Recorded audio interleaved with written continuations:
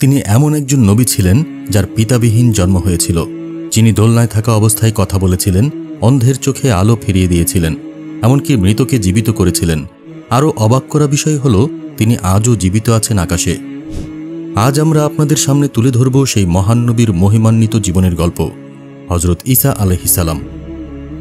আসসালামু আলাইকুম প্রিয় দর্শক, আজ আমরা এমন এক মহান নবীর জীবনের দিকে তাকাব যার প্রতিটি মুহূর্ত ছিল আল্লাহর অসীম কুদরতের এক জীবন্ত নিদর্শন। তিনি কেবল একজন মানুষ ছিলেন না, ছিলেন এক অলৌকিক আবির্ভাব।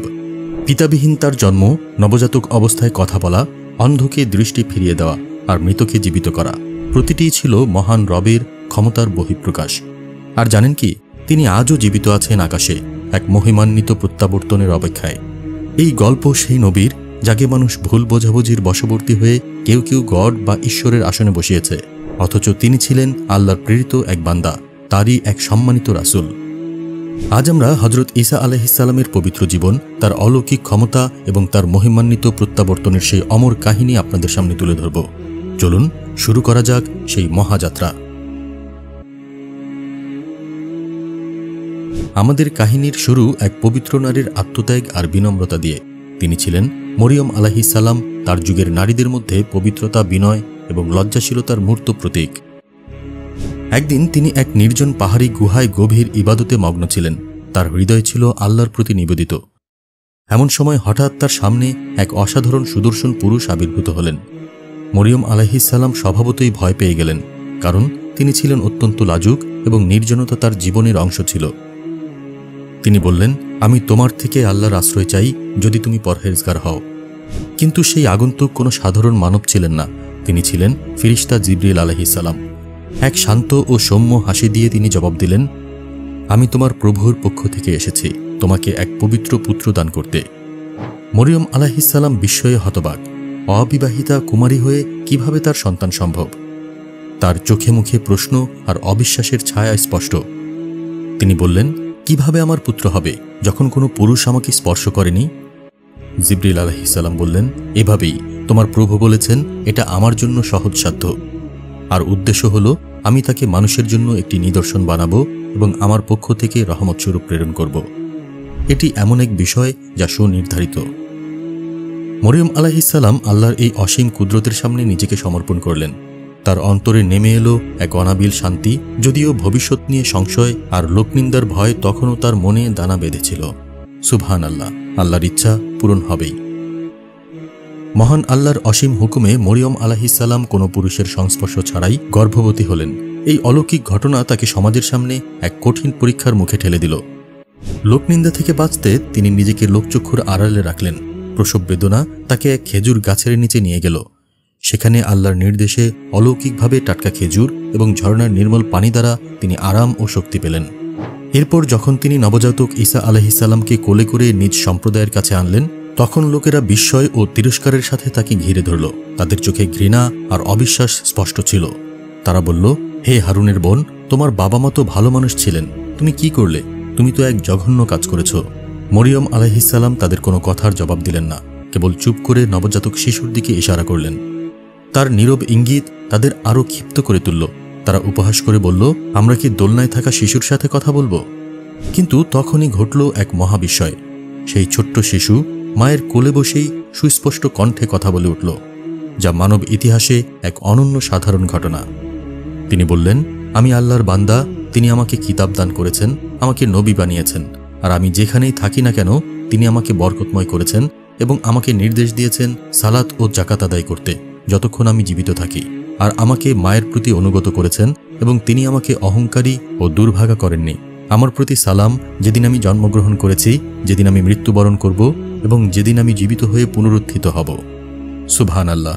এই ঘটনা উপস্থিত সবাইকে হতবাক করে দিল এবং মরিয়ম আলাইহিস সালামের পবিত্রতা সন্দেহাতীতভাবে প্রমাণিত হল। এটা ছিল মহান আল্লাহর এক অকাট্য নিদর্শন। ঈসা আলাইহিস সালাম শৈশবেই আল্লাহর অসীম দয়ায় অনেক অলৌকিক কাজ করার ক্ষমতা লাভ করেছিলেন। তার এই ক্ষমতাগুলো ছিল মহান আল্লাহর অসীম কুদরতের জীবন্ত নিদর্শন। ছোটবেলায় তিনি মাটি দিয়ে পাখির আকৃতি বানিয়ে তাতে ফু দিতেন। আল্লাহর হুকুমে তা জীবন্ত পাখি হয়ে উড়ে যেত। তিনি কুষ্ঠরোগী ও জন্মান্ধকে আল্লাহর অনুমতিতে আরোগ্য করতেন, তাদের সুস্থ জীবন ফিরিয়ে দিতেন। এমনকি মৃতদেরও জীবিত করতেন। এর সবই ছিল মহান আল্লাহর অসীম ক্ষমতা ও নির্দেশনার ফল। ঈসা আলাইহিসসালাম আল্লাহর নিদর্শন হিসেবে যা কিছু করতেন তার সবটাই ছিল আল্লাহর হুকুমে ও তারই শক্তিতে। তিনি নিজেকে কখনো ঈশ্বরের আসনে বসাননি, বরং সর্বদা নিজেকে আল্লাহর বান্দা ও রাসূল হিসেবেই পরিচয় দিতেন। তার প্রতিটি অলৌকিক কাজ মানুষকে আল্লাহর একত্বের দিকেই আহ্বান করত এবং শিরকের পথ থেকে দূরে থাকতে উৎসাহিত করত। যুবক বয়সে আল্লাহ তাকে বনী ইসরায়েল জাতির কাছে নবী হিসেবে প্রেরণ করলেন। তিনি তাদের ডাক দিলেন একমাত্র আল্লাহর দিকে ফিরে আসার জন্য, একত্ববাদের দিকে। তিনি তাদের তাওরাতের সত্যতা স্বীকার করতে এবং শিরক ও যাবতীয় পাপাচার ত্যাগ করে আল্লাহর একত্বে বিশ্বাস স্থাপন করার আহ্বান জানালেন। কিন্তু বনী ইসরায়েলের বেশিরভাগ লোকই ঈসা আলাইহিসসালামকে মেনে নিতে চাইল না। তারা নিজেদের পার্থিব রাজা চেয়েছিল, একজন নবী নয়, যিনি তাদের প্রবৃত্তির বিরুদ্ধে কথা বলবেন এবং তাদের দুনিয়াবী স্বার্থকে ক্ষতিগ্রস্ত করবেন। ঈসা আলাইহিসসালাম বললেন, হে বনী ইসরায়েল, আমি তোমাদের প্রভুর পক্ষ থেকে পাঠানো এক রাসূল। আমি তোমাদের সামনে তাওরাতের সত্য প্রতিষ্ঠা করতে এসেছি এবং আমার পরে যে রাসূল আসবেন তার সুসংবাদ দিতে এসেছি, যার নাম আহমদ হবে। হে লোকেরা, তোমরা কেবল এক আল্লাহর ইবাদত করো, যিনি তোমাদের এবং আমারও রব। তার এই আহ্বানে অনেকে মুখ ফিরিয়ে নিল, কিন্তু যারা সত্যের সন্ধান করত এবং পরিশুদ্ধ জীবন কামনা করত তারা মনোযোগ দিয়ে তার কথা শুনল এবং তার উপর বিশ্বাস স্থাপন করল। ঈসা আলাইহিসসালামের ডাকে সবাই সাড়া দেননি, তবে কিছু সংখ্যক মানুষ তার সত্য বাণী গ্রহণ করেছিল। এই ছোট দলটি ছিল তার বিশ্বস্ত সঙ্গী এবং প্রিয় অনুসারী, যাদেরকে বলা হতো হাওয়ারি। তারা ছিলেন সত্যের প্রতি নিবেদিত প্রাণ এবং ঈমানের দৃঢ়তায় অটল। তারা ঈসা আলাইহিসসালামের প্রতিটি নির্দেশ মেনে চলত এবং তার পাশে ছায়ার মতো থাকত। আমরা আল্লাহর সাহায্যকারী, আমরা ঈসা আলাইহিসসালামের সহচর। সাক্ষ্য দাও, আমরা ঈমান আনলাম। হে আমাদের প্রতিপালক, আপনি যা নাজিল করেছেন তার প্রতি আমরা ঈমান এনেছি এবং রাসূলের অনুসরণ করেছি, সুতরাং আপনি আমাদেরকে সাক্ষ্যদাতাদের অন্তর্ভুক্ত করুন। তারা ঈসা আলাইহিসসালামের সাথে দ্বীনের দাওয়াত দিত, মানুষকে সত্যের পথে আহ্বান করত এবং প্রতিটি বিপদ আপদে তার পাশে থেকে তাকে সর্বাত্মক সহযোগিতা করত। তাদের ঈমানী শক্তি ছিল অন্যদের জন্য এক বিশাল প্রেরণা এবং দৃষ্টান্ত। এই সেই নিবেদিত প্রাণগুলো যারা সত্যের পথে অবিচল ছিল। ঈসা আলাইহিসসালামের তাওহীদের দাওয়াত বনী ইসরায়েলের ইহুদি নেতাদের জন্য এক বিরাট হুমকি হয়ে দাঁড়ালো। তারা নিজেদের ক্ষমতা ও প্রতিপত্তি হারানোর ভয়ে ঈসা আলাইহিসসালামের আহ্বান সহ্য করতে পারল না। তারা আল্লাহর পথে তার আহ্বানকে নিজেদের পার্থিব সাম্রাজ্যের জন্য হুমকি মনে করেছিল। তাই তারা রোমান শাসকদের সাথে মিলে তার বিরুদ্ধে এক ঘৃণ্য ষড়যন্ত্র করল, তাকে ক্রুশবিদ্ধ করে নৃশংসভাবে হত্যা করার। তাকে হত্যা করো, তাকে ক্রুশে চড়াও, সে আমাদের ধর্ম নষ্ট করছে, সে নিজেকে আল্লাহর পুত্র বলছে। এই ষড়যন্ত্রের অংশ হিসেবে তাদেরই এক অনুসারী বিশ্বাসঘাতকতা করে ঈসা আলাইহিসসালামের গোপন অবস্থান শত্রুদের জানিয়ে দিল, যাতে তাকে গ্রেপ্তার করা যায়। তারা ভেবেছিল তাদের চক্রান্ত সফল হবে, কিন্তু তারা জানত না আল্লাহর পরিকল্পনা সবচেয়ে উত্তম। যখন ইহুদি সেনারা এবং রোমান সৈন্যরা ঈসা আলাইহিসসালামকে গ্রেপ্তার করতে তার আশ্রয়স্থলে পৌঁছালো, তখন মহান আল্লাহ তাদের সমস্ত পরিকল্পনা ব্যর্থ করে দিলেন।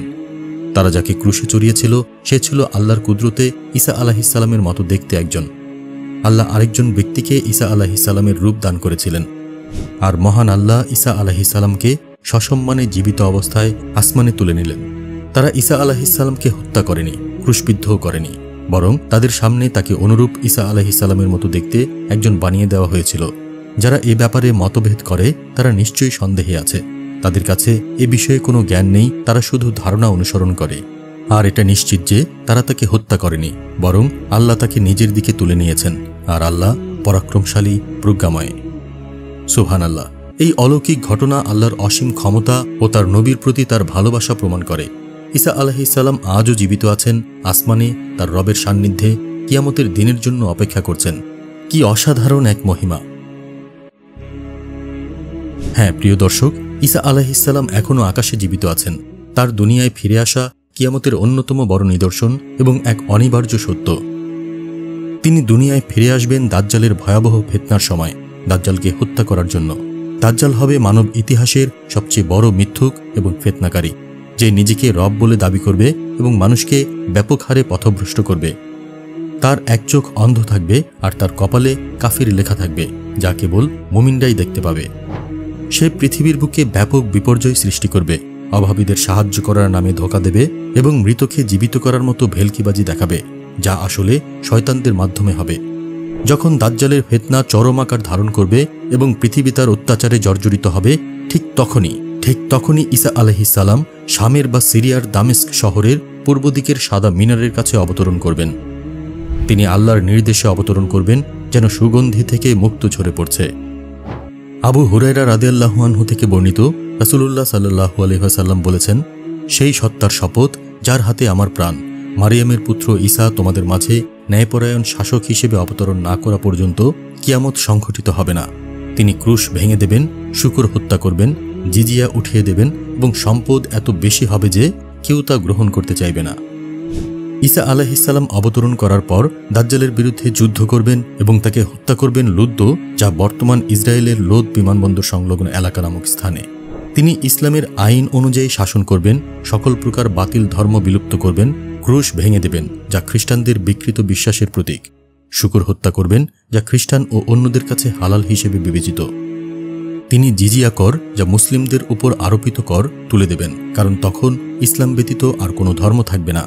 তিনি পৃথিবীতে ইনসাফ ও শান্তি প্রতিষ্ঠা করবেন, সমগ্র মানবজাতিকে এক উম্মত হিসেবে একত্রিত করবেন এবং মহানবী মুহাম্মদ সাল্লাল্লাহু আলাইহি ওয়াসাল্লামের শরীয়ত অনুযায়ী শাসন করবেন। এই সময়টুকু হবে পৃথিবীর ইতিহাসে সবচেয়ে শান্তিপূর্ণ ও ন্যায়পরায়ণ যুগ, যেখানে প্রতিটি মানুষ নিরাপত্তা ও সমৃদ্ধি ভোগ করবে। আল্লাহু আকবার।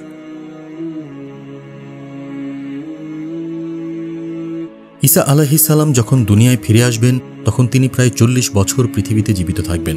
তিনি বিবাহ করবেন, সন্তান সন্ততি হবে এবং একজন সাধারণ মানুষের মতো জীবনযাপন করবেন।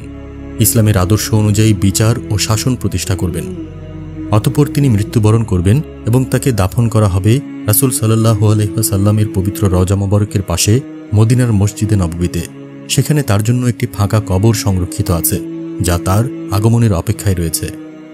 কি সৌভাগ্য তার, যিনি শ্রেষ্ঠতম নবীর পাশে শায়িত হবেন। প্রিয় দর্শক, ঈসা আলাইহিস সালাম আল্লাহর বান্দা, তার সম্মানিত নবী এবং রুহুল্লাহ বা আল্লাহর পক্ষ থেকে একটি রূহ। তিনি ঈমান ও তাওহীদের পথে এক উজ্জ্বল আলোকবর্তিকা। যারা তাকে গড বা আল্লাহর পুত্র বানিয়েছে তারা পথভ্রষ্ট হয়েছে এবং শিরকের মহাপাপে লিপ্ত হয়েছে, আর যারা তাকে আল্লাহর সত্য নবী ও তার বান্দা হিসেবে স্বীকার করে তারা আল্লাহর পথে রয়েছে এবং তারাই আল্লাহর রহমত ও সফলতার অধিকারী। এই মর্মস্পর্শী গল্পটি ঈসা আলাইহিস সালামের প্রতি আমাদের ঈমানকে আরও মজবুত করে তোলে এবং তার মহিমান্বিত প্রত্যাবর্তন সম্পর্কে আমাদের গভীরভাবে সচেতন করে। তার আগমন হবে এই পৃথিবীর জন্য এক বিশাল রহমত, ন্যায়পরায়ণ শাসনের এক নতুন সূচনা এবং দাজ্জালের ভয়াবহ ফিতনা থেকে মানবজাতির মুক্তি। মনে রাখবেন, ঈসা আলাইহিস সালাম ফিরে আসবেন এই পৃথিবীতে ইনসাফের রাজ্য কায়েম করতে এবং তার কবর হবে নবীজির পাশে। তিনি মানুষ, তিনি নবী, তিনি আল্লাহর এক নিদর্শন। আল্লাহ তাআলা আমাদের সবাইকে তার দ্বীনের পথে অটল থাকার তৌফিক দান করুন। আমিন।